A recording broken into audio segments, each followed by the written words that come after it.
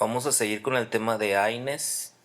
Ya habíamos repasado algunas de las cosas en la clase anterior.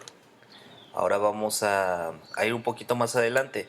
¿Se acuerdan que hablamos del ácido araquidónico? Que al eh, romperse el tejido, a romperse la membrana celular, pues va a haber una liberación de este componente, y al final de cuentas este componente, el ácido araquidónico, va a tener dos vías. La primera es la vía de las ciclooxigenasas, y la segunda es la vía de las lipoxigenasas. Al final de cuentas, la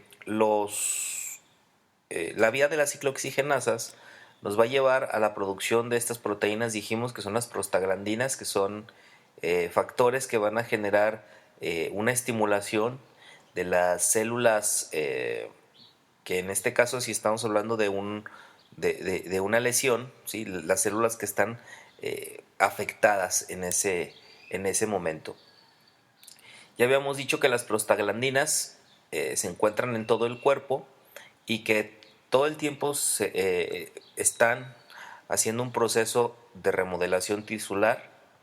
Y también hablábamos un poquito de su nombre, de su raíz etimológica, que bueno, son estructuras, son elementos compuestos de 20 carbonos, y que dentro de sus funciones principales es actuar como mediadores biológicos de las funciones celulares, afectando a células que están cercanas en el tejido. ¿Se acuerdan que habíamos mencionado del ejemplo del estómago, cierto? Que lo que sucedía en el estómago era justamente la mucosa gástrica tiende a renovarse constantemente, y entonces necesitamos para eso un tipo de ciclooxigenasa, que es la ciclooxigenasa constitutiva.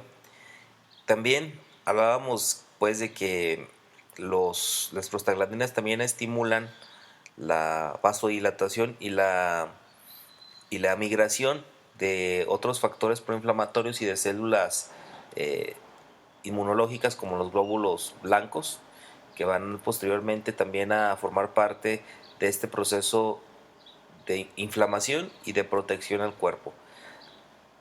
Si se acuerdan, habíamos dicho también de las ciclooxigenasas. Tenemos COX-1, que es la constitutiva, y la COX-2, que es la inducida. Esta es la que se va a estimular su producción una vez que existe una lesión, alguna contusión, algún traumatismo, y posteriormente pues se generan, como habíamos comentado, otros factores proinflamatorios. Aquí vemos las indicaciones que ya les había pasado anteriormente con respecto a los AINES: cefaleas, dolores corporales, lesiones por traumatismos, ¿sí? Torceduras, esguinces, otros síntomas, ¿sí? Mialgias, fiebre, cólicos menstruales, etcétera. Y esas eran las principales vías de administración de los AINES. No todos los AINES comparten estas vías de administración. Hay unos que solamente son orales, hay otros que nada más son intramusculares, etcétera.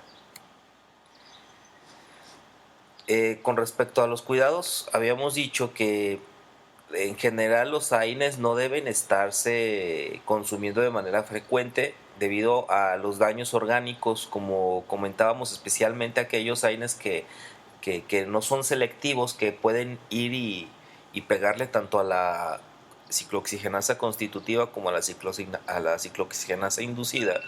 Es muy riesgoso que nos tomemos estos medicamentos por largos periodos. Entre los efectos adversos habíamos discutido que se encuentran pues el daño a la mucosa gástrica, el daño renal, el daño cardíaco y el daño hepático como principales factores de riesgo que nos pueden desencadenar problemas graves.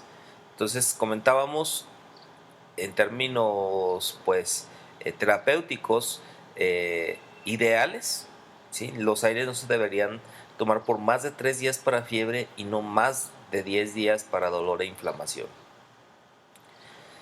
Obviamente nunca tomar AINES cuando existen estas condiciones.